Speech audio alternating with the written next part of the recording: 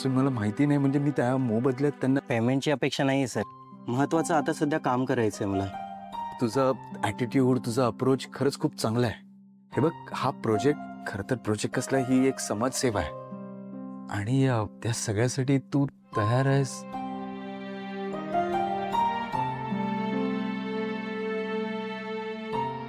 तुला खरंच माझ्यासोबत काम करायचंय? हो सर, नक्कीच आवडेल मला.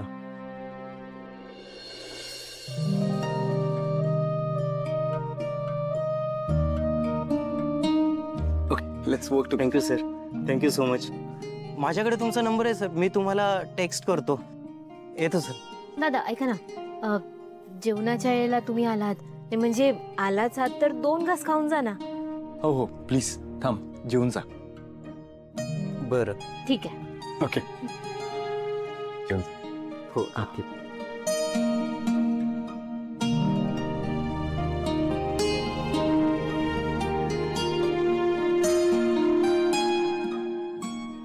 पाणी आहे? आणि ते तुमच्यासाठी मी जेवण मारते. नको नको, मी नंतर जेवतो.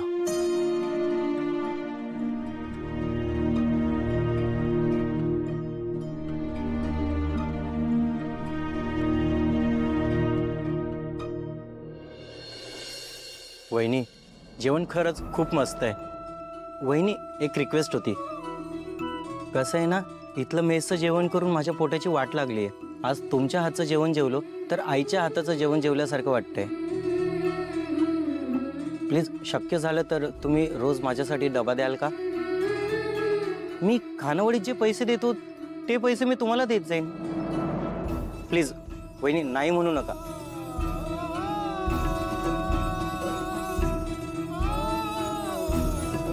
ठीक आहे, मी देईन उद्यापासून तुमच्यासाठी डब्बा. जो मेहनत करतो फळ सुद्धा त्यालाच मिळालं पाहिजे. आणि तुला जर हे काम खरंच मनापासून आवडत असेल तर बिंदास कर. पारू, आपल्या इथे स्त्रिया आर्थिकदृष्ट्या साक्षर नाही आहेत आणि जे काही कमवतात ते तुझ्यासारखं असं नवऱ्याकडे आणून देतात. आणि त्यामुळे होतं काय, स्वतः कष्ट करूनही त्या बायकांना त्यांच्या मनासारखं आयुष्य जगता येत नाही. लहान सहान गोष्टींसाठी इतरांवर डिपेंड राहावं लागतं. पण मला खरंच खूप अभिमान आहे, आज माझी बायको आत्मनिर्भरच नाही तर अर्थसाक्षरही झालेली आहे. I am proud of you Paru. काय गप्पा मारत बसलोय आपण. तुम्हाला भूक लागली असेल ना, मी पटदिशी जेवायला वाढते. आणि मला सांगा, तुम्ही म्हणजे मगाशी तर दादांसोबत जेवायला म्हटलं तर का नाही जेवलात? ऐक, तिकडं दादाच्या प्रोजेक्टसाठी लागणारे 25 लाख रुपये आपण त्याला पुढे केले.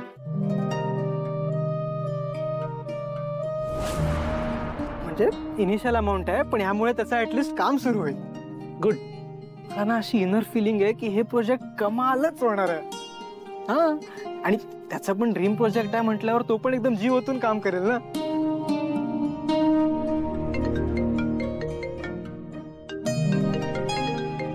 हे बघा, 100 वर्ष आयुष्य आहे. बोल. हा बोल ना. प्रीतम, काय रे, तुझा आवाज असा काय होतो? प्रीतम, माझी तब्येत अजून बिघडत चालली आहे. तुला आठवतं ना, डॉक्टरांनी सांगितलं होतं तर तिच्या जवळच्या लोकांना बोलून घ्या. तू तिच्या मुलाचा काही शोध घेतलास का? हो, मी बघतोच आहे ते. इनफॅक्ट मी आधी पण काही लोकांना सांगितलं होतं, मी त्यांच्याकडून फॉलोअप घेतो. ओके, हे बघ, तू आजीची काळजी घे. मी उद्यापर्यंत तुला तिच्या मुलाचा पत्ता शोधून देतो. ओके, प्लीज प्लीज बघ ना, लवकरात लवकर.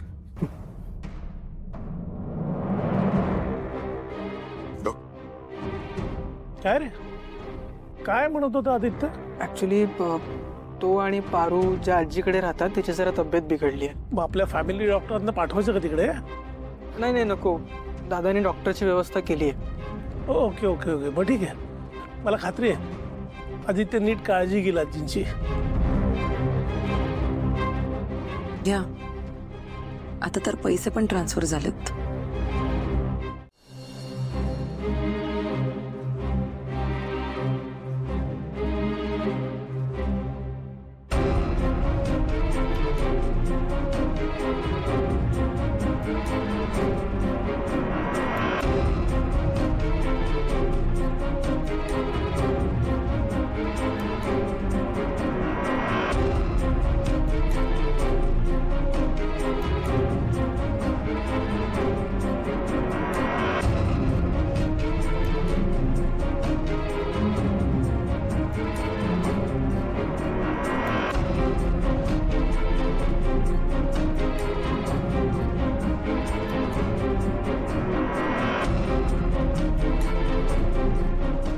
आदित्य आजीसाठी ही औषधं घेऊन ये. सर ही औषधं हो.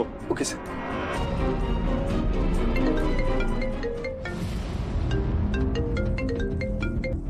Hello sir. सर ऍक्च्युली काय काय रे, कुठे आहेस तू? तू माझ्याकडे पैसे घेऊन येणार होतास ना?